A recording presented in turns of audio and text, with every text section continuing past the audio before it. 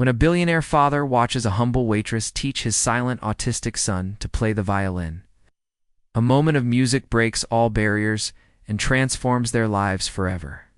Jonathan Prescott had everything that people dreamed of: big houses, expensive cars, private jets, and a name that was respected in the business world. He was one of the richest men in the country and had built his empire from scratch.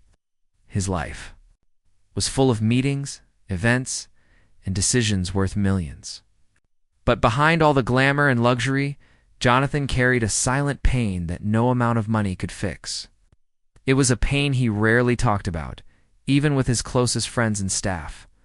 It was about his son, Noah. Noah was 7 years old and had been diagnosed with autism when he was just 2.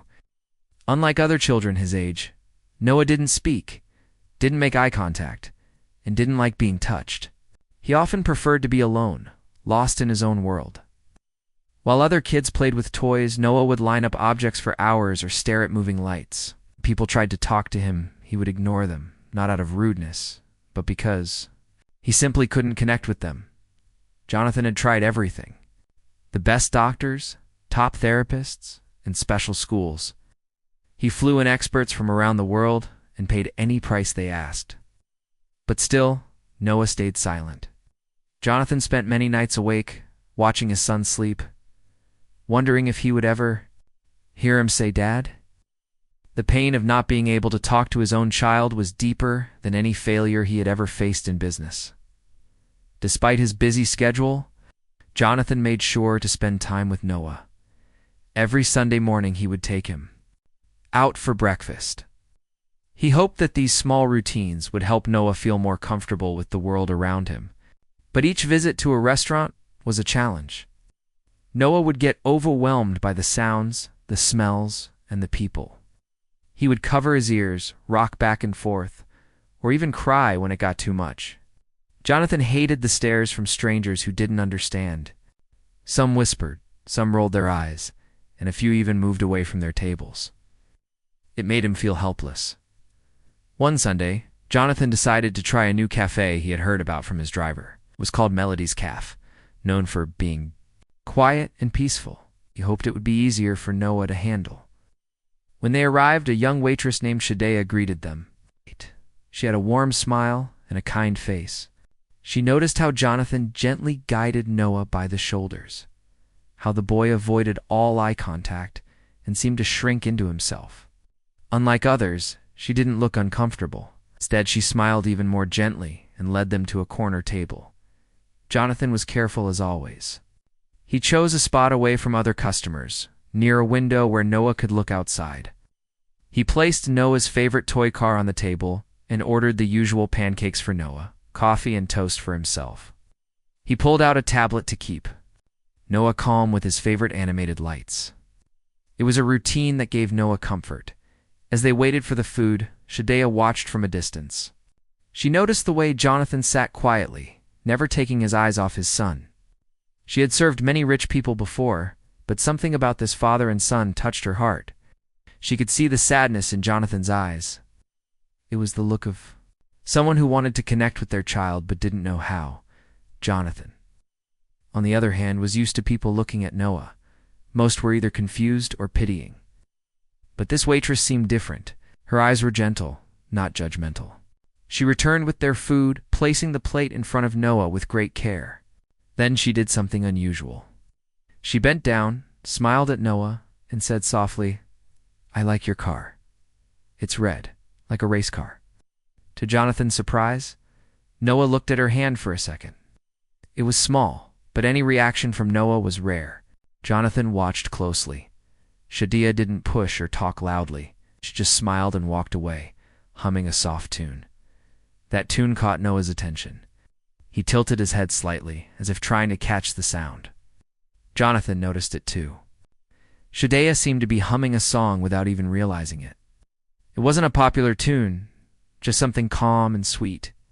It made Noah pause, and even for a brief moment, he stopped tapping the screen on his tablet. Jonathan sat in silence, amazed. Something about the tune, or maybe the woman's gentle voice, had caught Noah's interest. That didn't happen often. Usually he blocked out everything and everyone. Jonathan began to wonder, who was this woman? How did she know how to act around a child like Noah? The meal continued. Jonathan's thoughts wandered. He thought about the contrast between his two worlds. On one side, he was a billionaire, powerful and respected. On the other, he was a father, struggling to reach a little boy who lived behind invisible walls. No amount of money could buy that connection. He remembered the times he had cried alone in his office after another failed therapy session. He thought of all the people who had promised results, taken his money, and then left when nothing changed. He remembered how he had once locked himself in a hotel room during an important business trip because he couldn't stop thinking about Noah's blank stare when he left. Every parent dreams of watching their child grow, talk, laugh, and play. But for Jonathan, those dreams were always out of reach. Instead, he lived with questions. Would Noah ever speak? Would he ever go to school like other kids? Would he ever say, "I love you"? These questions haunted him. But sitting there in that cafe, something felt different. There was no therapist, no expensive equipment, no detailed plan. Just a young waitress humming a song, and a child who was listening. Jonathan took a sip of his coffee, his hand slightly shaking. For the first time in weeks, he felt a small ray of hope. Maybe, just maybe, he thought, connection didn't always come from experts or money. Maybe it came from kindness. Maybe from music. Maybe from strangers. Noah suddenly moved his hand toward the toy car, pushing it gently across the table. It was a small movement, but Jonathan noticed. He looked toward Shadea, who was now clearing a nearby table. She glanced at Noah and smiled again, softly humming the same tune. There was no miracle. Yet, Noah hadn't spoken. He hadn't hugged his dad or laughed out loud. But something had shifted. Jonathan felt it deep in his heart. He didn't know what would happen next, but for the first time in a long time, he was curious in a good way.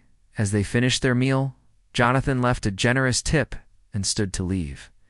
Shadea came over to say goodbye. She leaned slightly toward Noah and said, "Come back again. I'll sing you another song." Noah looked in her direction. Just for a second, but for Jonathan, that second felt like a lifetime. As they walked out of Melody's Cafe, Jonathan didn't feel quite so helpless. The world hadn't changed, but something inside him had. He didn't have answers yet, but he had a new thought. What if healing didn't start with plans, but with people? And so, the story of a billionaire and his silent son took a gentle turn. A waitress, a song, a moment of quiet connection.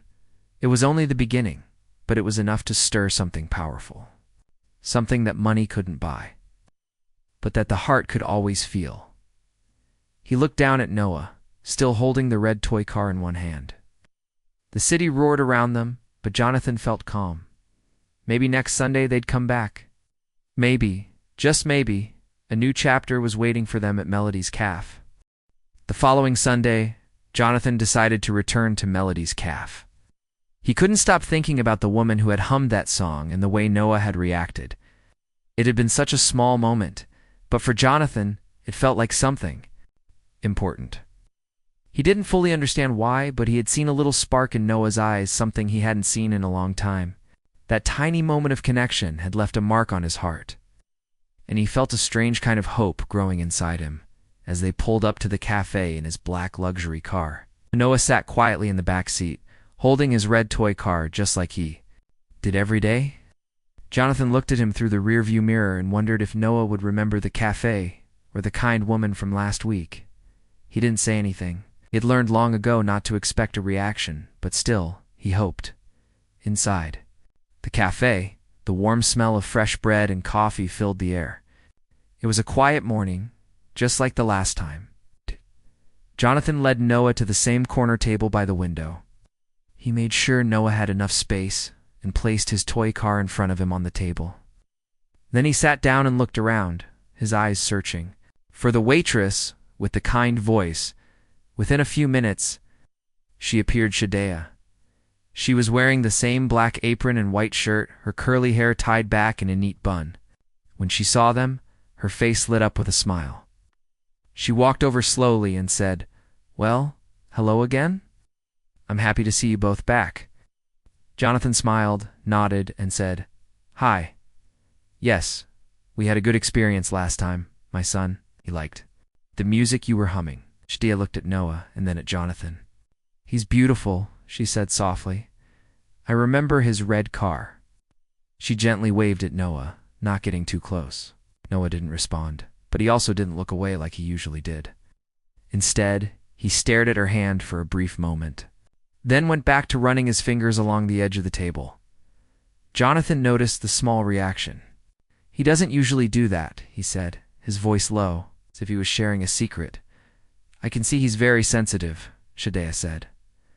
"That's not a bad thing. It just means he feels things differently. Music sometimes helps. It helped me when I was a kid." Jonathan was curious. "Are you a musician?" She laughed gently. "Not professionally. I play the violin. I used to practice a lot, but life got in the way.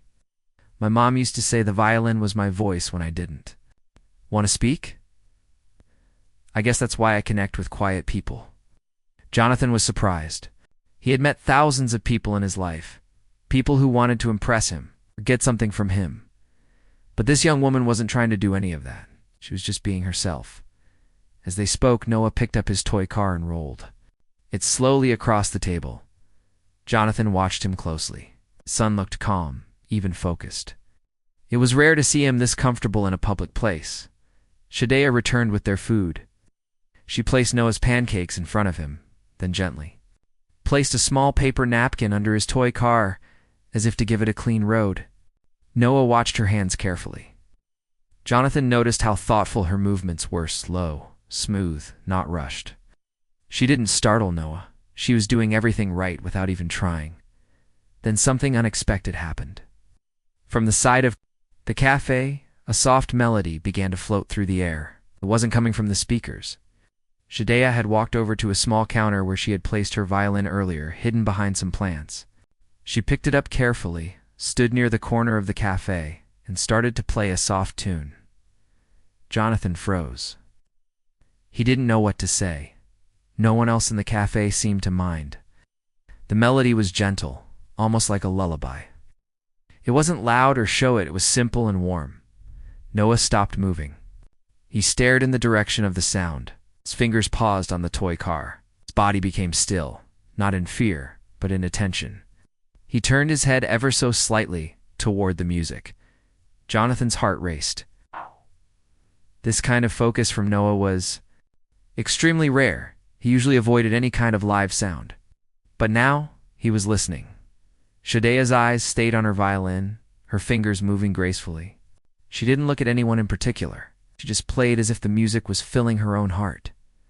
Noah got up. Jonathan instinctively reached out, afraid he was going to bolt or scream. But Noah didn't run. He walked slowly, step by step, toward the sound.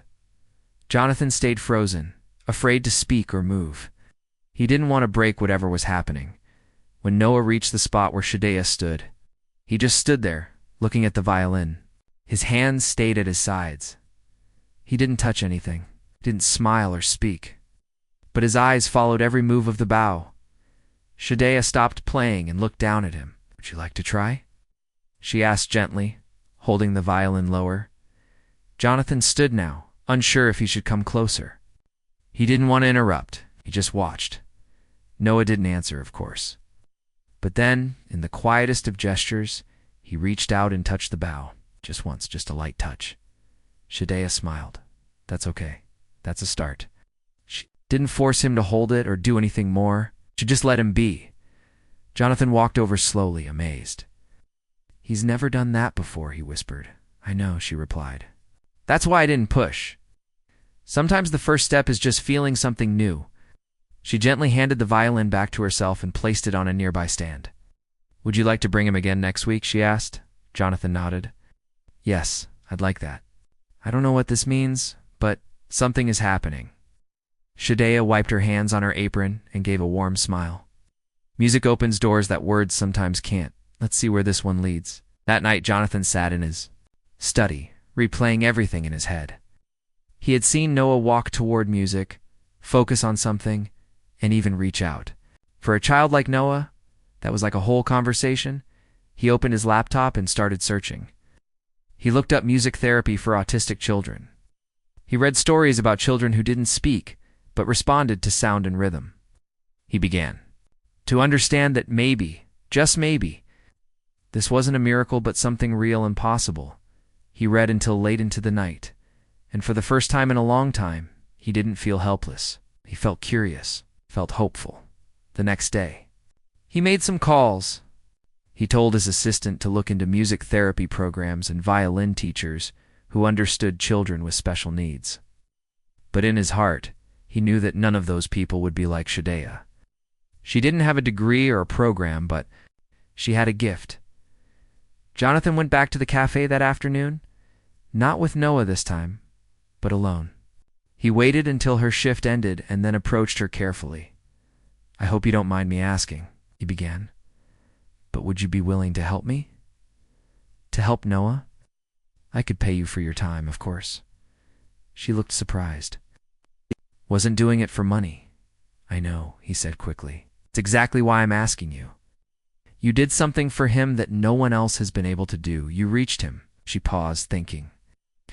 "I don't know if I can help in a big way. I'm not a professional." Jonathan smiled. "You don't have to be. You're someone," he noticed. "That's more than any professional has done in years." After a moment, she nodded. "Okay, I'll come. But no fancy contracts or big promises. We'll take it one step at a time," he agreed.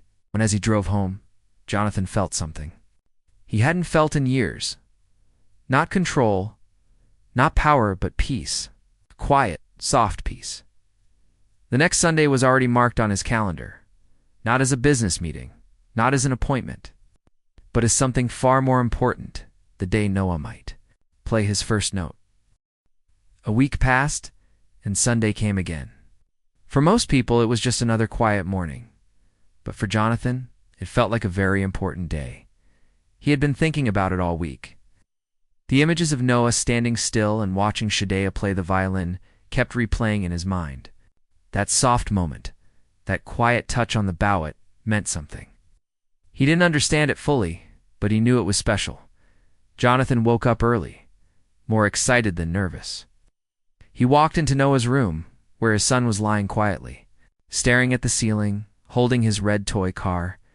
"Good morning, buddy," Jonathan said gently, kneeling beside the bed. Noah didn't look at him, but Jonathan had learned to speak anyway. "We're going to see Miss Shadea today. You remember her? The music lady?" Noah didn't respond. But when Jonathan reached out his hand, Noah didn't pull away. That was enough for Jonathan. He helped his son get ready, dressed him in soft, comfortable clothes, and packed a small bag with snacks, wipes, and of course the toy car. As they got into the car and drove off, Jonathan looked at Noah in the rearview mirror again. His son was calm. That was already a good sign. At Melody's Caf, the staff already knew them by now. Shadea had told her manager about Noah, and they made sure to keep that corner table free on Sunday mornings. When they walked in, Shadea was waiting near the counter. She greeted them with a smile and a soft wave. "Good morning, Noah," she said warmly, then looked at Jonathan. "Glad you came back." Jonathan smiled. "We wouldn't miss it." They sat at the same table. This time Shadea brought over a cup of warm tea for Jonathan and a small plate of sliced bananas for Noah, something she had remembered from the week before. Noah looked at the plate, then slowly reached for a slice. Jonathan watched in amazement. Noah usually avoided new foods unless someone forced him to try. But now, he was eating without any fuss. Shadea walked over with her violin case and placed it gently on the table. "Would it be okay if I played again?" she asked Jonathan. "Yes," he said, "please." She took out the violin, adjusted the strings, and stood a few feet away from the table. The cafe was quiet. The other customers, mostly regulars, had already grown used to the idea of this soft performance every Sunday. Some of them even looked forward to it. She began to play a soft tune again. It was the same melody from before, but this time she added more warmth, more feeling. Notes filled the room like gentle waves. Jonathan leaned back, letting the music flow over him. He glanced at Noah, who was staring against, silent, focused, present. Noah stood up, just like last time. Slowly, he walked over to where Shadea was playing. She didn't stop. She kept her eyes on the violin, letting him come closer on his own. Noah stood in front of her, his hands hanging at his sides. Then, he did something even more surprising. He reached up and touched the violin itself. Not just the bow this time, but the wooden body. Shadea smiled gently and stopped playing. She knelt down a little to be at his eye level. "Do you want to feel the strings?" she asked softly. Noah didn't speak, but he gently nodded, a tiny movement barely visible, but clear to those who were watching. Jonathan's heart nearly stopped. A nod. That was something new. Shadea gently placed the violin under Noah's chin, guiding his small hand to hold the bow. She stood behind him, helping him feel the movement of the bow across the strings. The sound that came out wasn't perfect. It was shaky, uneven, but it was music. And it came from Noah's hand. The entire cafe had fallen silent. Even the staff in the kitchen paused to listen. No one moved. No one made a sound. It was like the whole world had paused to witness that one beautiful moment. Jonathan had tears in his eyes. He had dreamed of seeing Noah connect with something, anything. And now, here it was. Not in a hospital room, not with a famous therapist, but right here in a cafe, with a kind-hearted waitress and an old violin. Shadea helped Noah play a few more notes. Then she gently took the violin back and whispered, "You did amazing, Noah." Noah turned and looked at her for a brief moment. It wasn't a full look, but it was longer than anything he'd done before.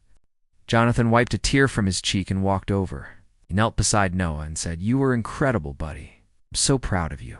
Noah didn't respond with words, but he did something that made Jonathan freeze. He reached out and touched his father's hand, just for a second. But it was enough to make Jonathan feel like the ground had disappeared beneath his feet. He looked at Shadea, was also smiling through tears. "I don't know what you did," he whispered. "But it's like he's waking up." Shadea shook her head. "It's not me. It's the music. It speaks in ways we don't always understand."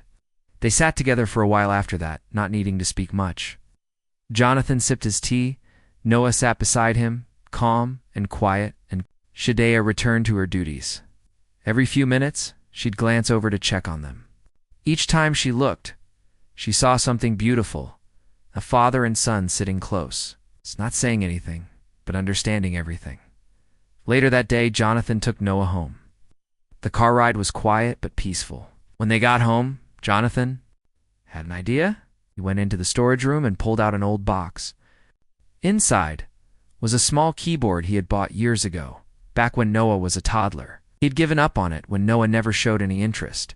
He placed the keyboard in the living room, plugged it in, and turned it on. Then he called out to Noah. "Gently, come here, buddy. I want to show you something." Noah walked over slowly. Jonathan sat on the floor and pressed a few keys. The notes rang out, soft and simple. "Want to try?" he asked. Noah looked at the keyboard, then back at his father.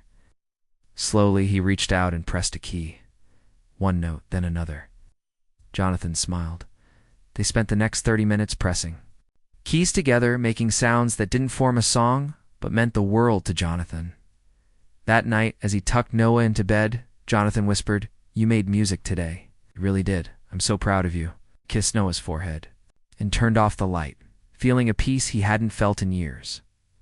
The following week, Jonathan spoke with Shadea again. He told her he wanted to set up private sessions for Noah, not like formal music lessons, but just time with her and the violin. She agreed, as long as Noah was comfortable. Jonathan also arranged for a violin teacher who had experience working with autistic children.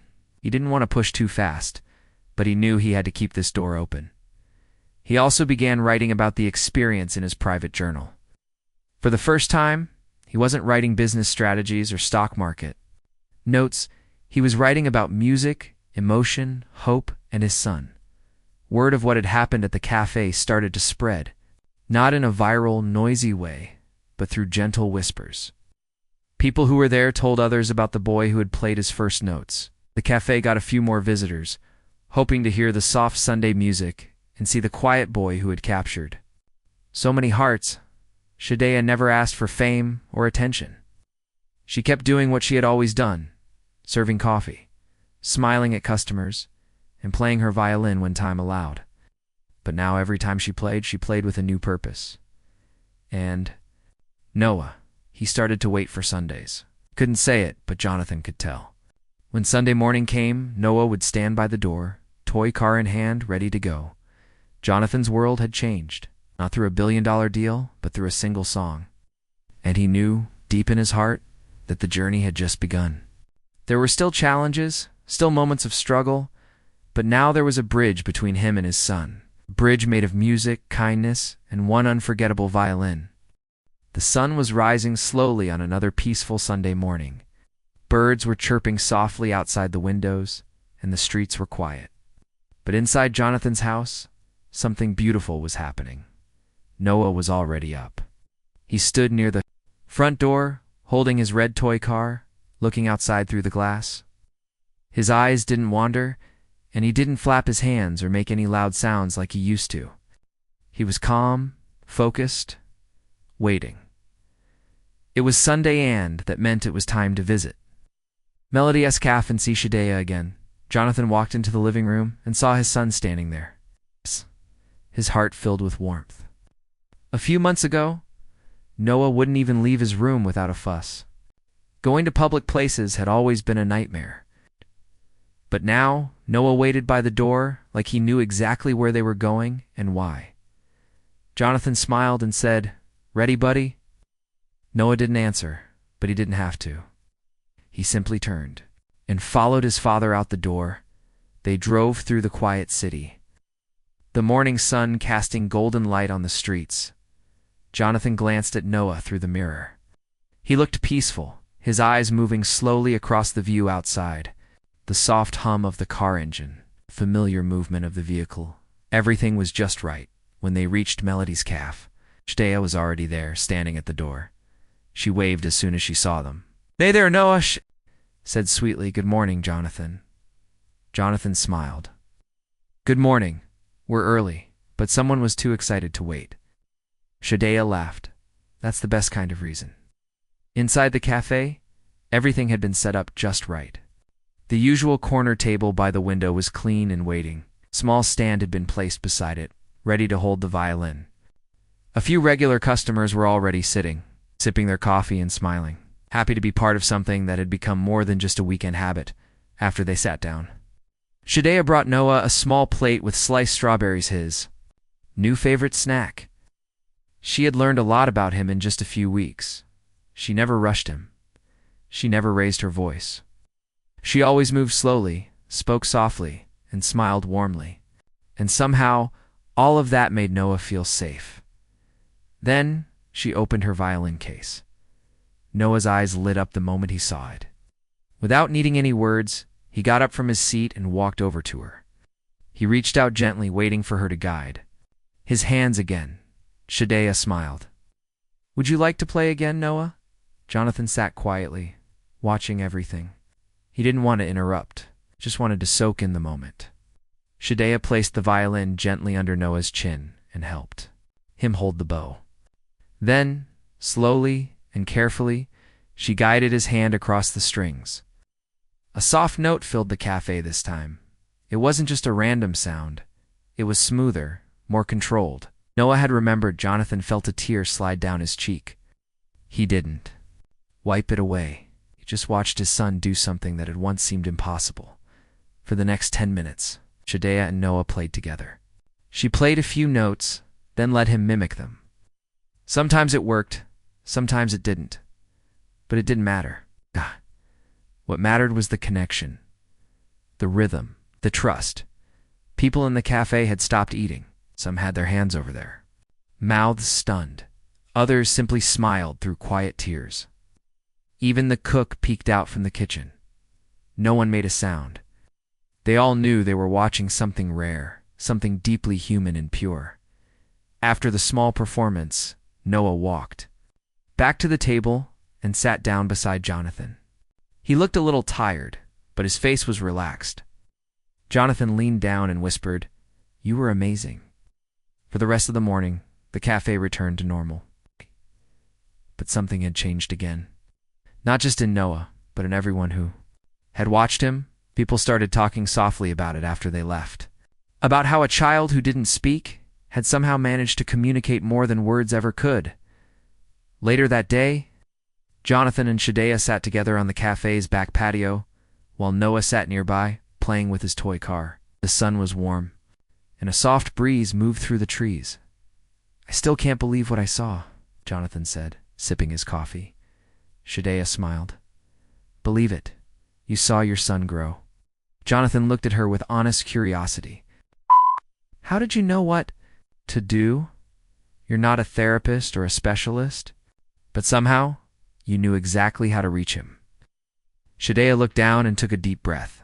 "'Cause I used to be him," she said softly. Jonathan blinked in surprise. "You were like Noah?" "In a way," she explained. "I wasn't autistic, but I was very withdrawn as a child. My family struggled. My mom worked long hours, and I was mostly alone. I didn't like to talk. People thought I was strange. I felt invisible." Jonathan listened closely. Then one day she continued, "My school music teacher put a violin in my hands. I didn't know how to play, but the moment I held it, I felt ... seen. Like I had a voice." Jonathan was quiet for a moment. "That's why you understand him." She nodded. "I remember what it felt like to be different, to have people not know how to talk to you. Music gave me a way to express what I couldn't say." Jonathan leaned back in his chair and stared at the sky. "I've spent millions trying to find a way to help him. And here you are doing it with nothing but kindness and a song." Shadea chuckled. "Sometimes that's all it takes." Jonathan shook his head with wonder. "I don't know how to thank you." "You already did," she said, "by believing in him, by bringing him here." A few weeks later, something even more surprising happened. Alowski, Jonathan invited Shadea to his home. Not for a meeting or a formal session, but to show her something. When she arrived, she was shocked. In one of the large rooms of his mansion, he had set up a small music studio, soft lighting, shelves with instruments, comfortable chairs, and a violin stand right in the middle. "I built this for him," Jonathan said, "for both of you." She walked in slowly, looking around amazed. "This is beautiful." Jonathan smiled. "This is the beginning of something.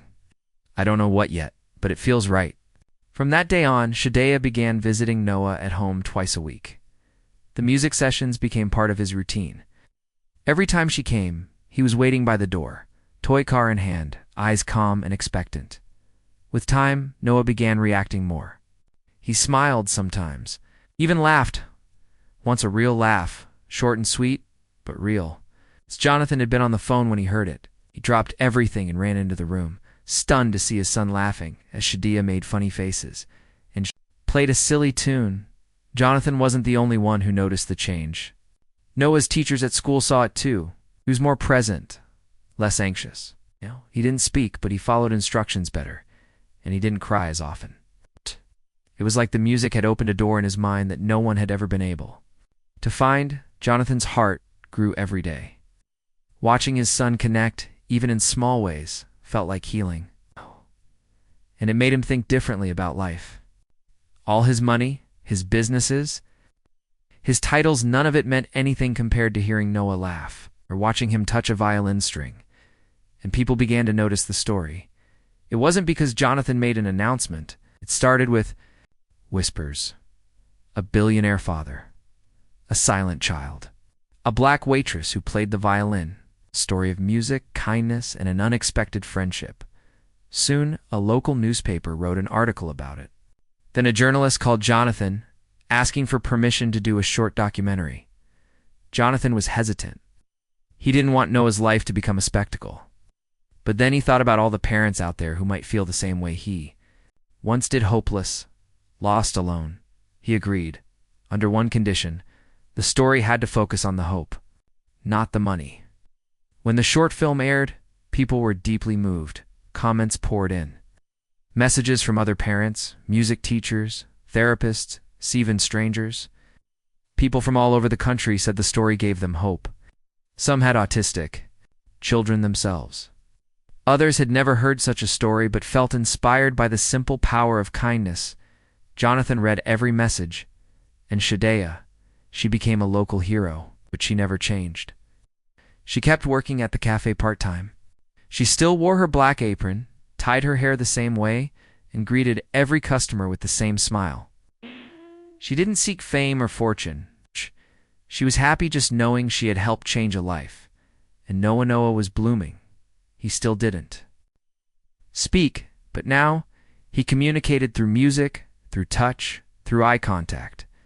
He played little songs with Shadea, and once he even performed in front of a small group at the cafe. Just a few notes, but it was enough to make everyone cry.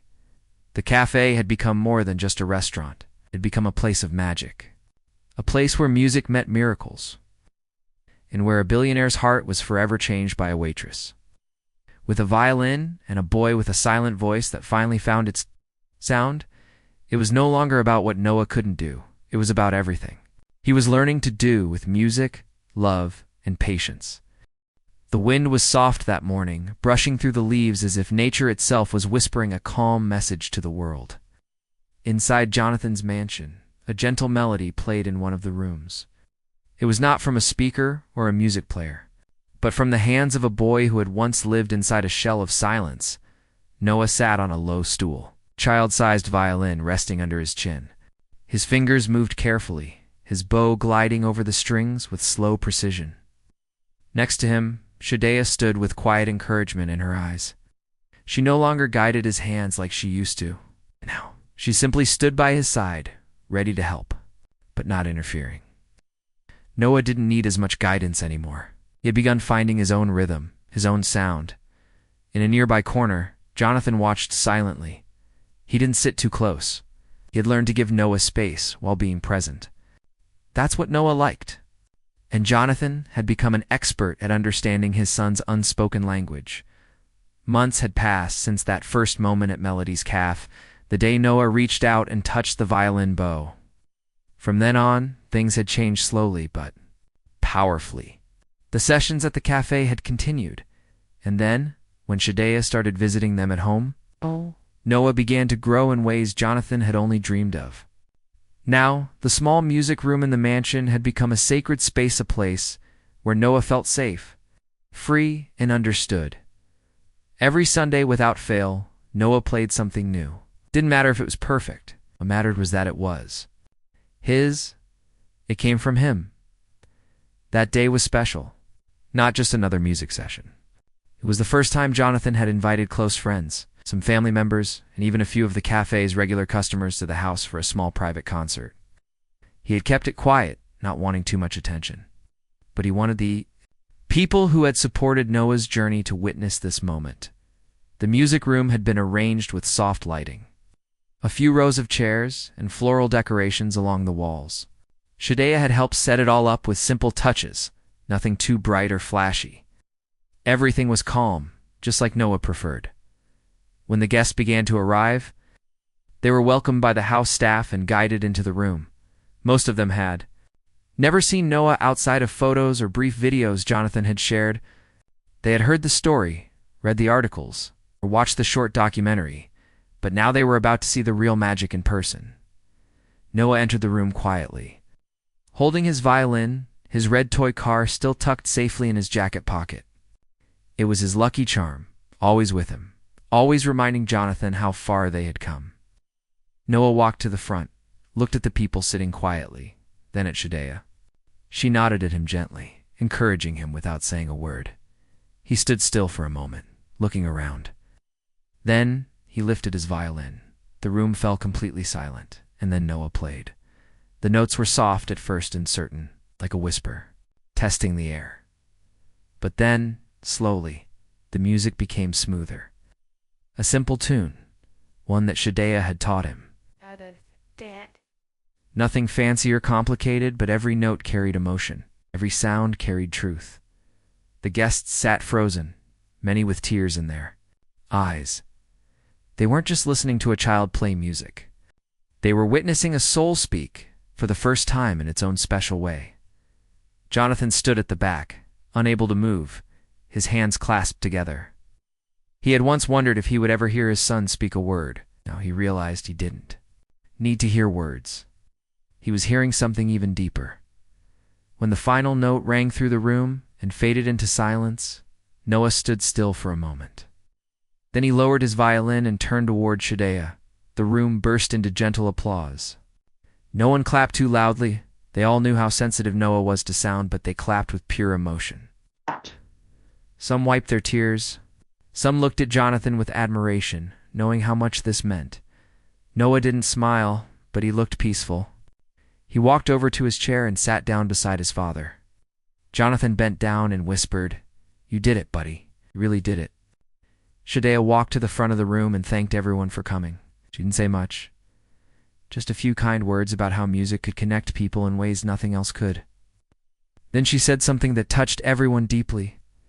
"We often measure progress in words, numbers, and achievements," she said. "But today I want to remind you that some of the most powerful progress happens quietly. Sometimes the greatest victories are soft and small, but they matter just as much, maybe even more." After the guests left, the house became quiet again. Jonathan walked into the music room and found Noah sitting on the floor, playing with his toy car. The violin rested beside him. Jonathan sat down and said, "You were amazing today. I'm proud of you every day. But today was special." Noah didn't answer, but he moved closer and placed his hand on Jonathan's arm. Jonathan smiled. That simple gesture spoke louder than any word. Later that evening, Jonathan invited Shadeya to sit on the balcony with him. They both looked out at the city lights as the sky turned deep blue. For a while they didn't speak. Then Jonathan broke the silence. "You've changed our lives," he said. "I don't think I'll ever be able to repay you." "You already have," she said, sipping her tea. "You believed in Noah. You gave him the space to grow. And you gave me a chance to be part of it." Jonathan looked at her thoughtfully. "You know, I used to think power came from money, control, success, but I've never felt more powerful than when I saw my son play his first real tune." Shadeya smiled. "That's the kind of power the world needs more of." Jonathan took a deep breath. "I want to do more. Not just for Noah, but for others like him. I've been thinking of starting a foundation, a place where children with special needs can explore music freely. No pressure, no judgment. Just open hearts and open ears." Shadeya looked at him, eyes shining. "That would be beautiful." "I want you to help me run it," he said. "You don't need a degree or title. You've already proven you know what matters most." She was quiet for a moment. "I'd be honored," she finally said. "If it helps even one child like Noah, it'll be worth it." "No." And so a new journey began. In the months that followed, Jonathan and Shadeya worked together to create something special. They opened a small music center in the heart of the city. It was quiet, welcoming, and filled with instruments of all kinds. Children came from all over, some with autism, some with anxiety, some just looking for a place to be themselves. The center became a place of peace. And the story behind it, the billionaire father, the silent son, the waitress with the violin, spread far and wide. But Jonathan never cared about the attention. He only cared about the children who walked into that center with nervous eyes and left with music in their hearts. Noah visited often. Sometimes he played. Sometimes he just listened. He didn't need to do much. His presence alone inspired everyone around him, and every Sunday, without fail, he still returned to Melody's Cafe. The corner table was always waiting. Shadeya still worked part-time, still wore the same apron, still hummed the same gentle tunes. And Noah still brought his red toy car. It had become a tradition now. Something steady in a world that was always changing. Jonathan would often sit there, coffee in hand, watching his son. People passed by, sometimes recognizing them, sometimes not. But none of that mattered because he had found something more valuable than wealth. He had found love, connection, understanding, and a bond with his son that could never be broken. All it had taken was a violin, song, and the kindness of a woman who listened with her heart. That was the story the world would never forget. That was the story Jonathan would treasure for the rest of his life.